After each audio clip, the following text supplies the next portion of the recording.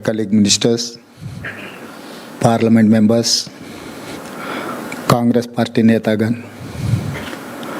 आज यहाँ खड़े होकर देश के लिए एक रास्ता दिखाने के लिए अंडर खड़गे जी एंड राहुल गांधी जी के नेतृत्व में नरेंद्र मोदी जी को आज सवाल खड़ा कर दिए कांग्रेस पार्टी ने। बहुत सालों से आरएसएस 1925 में शुरू हुआ, 2025 100 years they are going to complete। उन लोगों का सोच धारा ओबीसी का जनगिनती में जाति गिनती नहीं करने का 2020 सुप्रीम कोर्ट में दे have filed affidavit saying that they are not going to take up this issue। Rajnath Singh ji ने लोकसभा में साफ साफ कह दिया, भारतीय जनता पार्टी जाति गणन नहीं करना चाहता है। तो राहुल जी ने जब कन्याकुमारी से लेकर कश्मीर तक 150 दिन 4000 किलोमीटर जब पदयात्रा किए, हर वर्ग के जनता से मिला, उनका आवाज़ सुने, उनका दिल में क्या है जो अनरेस्ट वो पहचान लिए। इसीलिए राहुल गांधी जी ने ये वादा किया, कांग्रेस सरकार में आते जाति गणना में हम लोग कांग्रेस पार्टी ये मुद्दा लेकर आगे जाएंगे।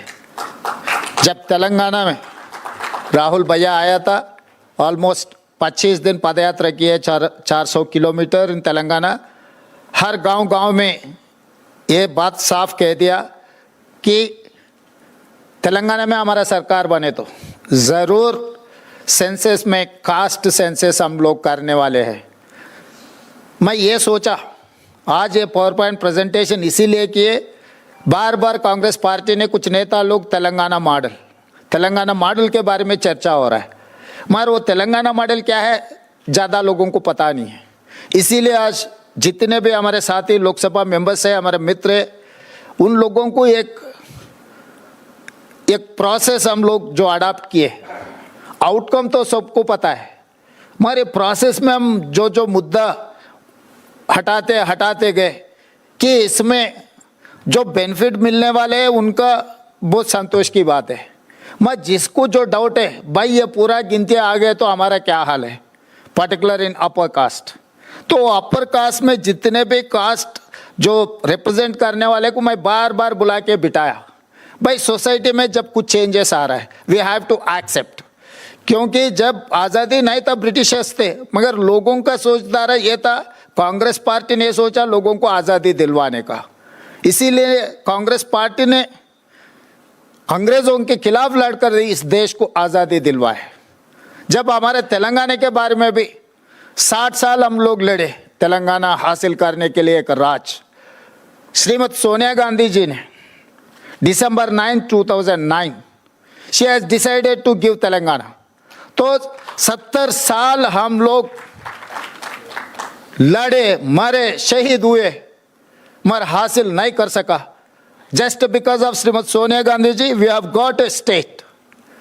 वो स्टेट में जो राहुल जी ने वादा किया वो जिम्मेदारी निभाने के लिए मैं तैयार हो गया, खड़ा हो गया। जितने भी मेरे जाति के दूसरे जाति के जो भी फॉरवर्ड कास्ट है सबको बुलाया, मैं बिठाया।